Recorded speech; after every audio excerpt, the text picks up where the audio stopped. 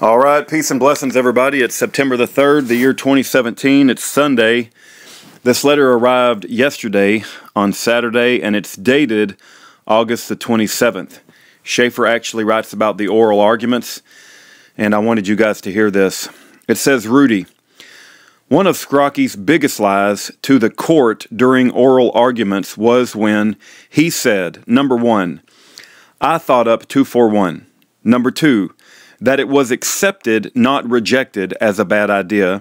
Number three, that I was in control of things and intentionally set events in motion to trigger 241 by not showing up to misdemeanor state court.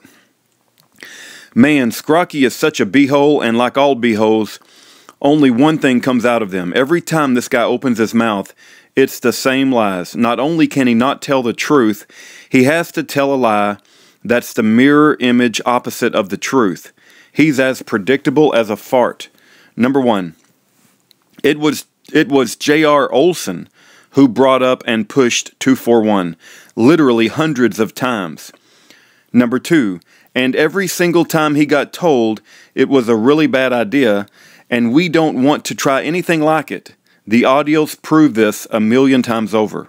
Number three, on February 5th, 2010, Bill Fulton gave me a do-or-die death threat ultimatum that if I continued to reject his proposals of violence like I had for the past year and a half, he was going to come to Fairbanks and kill me himself for holding up the revolution.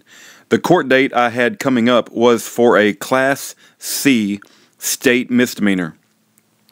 That's the same severity as jaywalking, folks. And Fulton said he was going to kill people if court didn't go my way. And that he was going to kill me if I didn't get on board with his insane idea. That's why I skipped court and left the country, to avoid conflict and not set off Bill Fulton. And not set Bill Fulton off. The audios prove this. Just listen to them. They explain themselves. It was Skrocki who was in control of events. It was Skrocki who was directing his thugs to corner me into doing something bad. It was Skrocki who had J.R. Olson physically kidnap my whole family to stop us from leaving. It was Skrocki who was frustrated that the fish he wanted to catch, me, was not biting on any of the lures he threw in front of me. Go read Skrocki's emails. They prove all of this.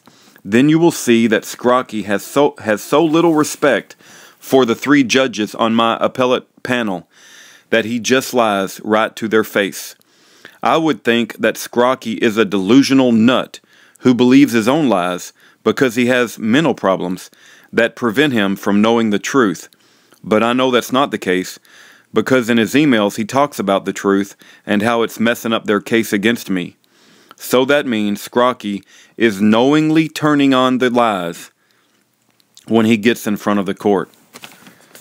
You know, what Schaeffer is saying is absolutely true. The evidence proves it. And people just don't realize how bad it is until they start to, dig further into this case. We've put up over 950 videos on Schaeffer Cox alone. And those videos are a tremendous mountain of evidence that proves Schaeffer Cox is innocent, and he was entrapped by a Department of Justice and an FBI that went completely off the rails in this particular case. Skrocki does need to be held accountable for what he's done, and he should not be allowed to lie in this appeals process. And I pray God Almighty works a mighty miracle to get Schaeffer Cox out of there. In closing, the last line of peaceful defense between a tyrannical government and the defendant is jury nullification. Educate yourself about jury nullification at fija.org.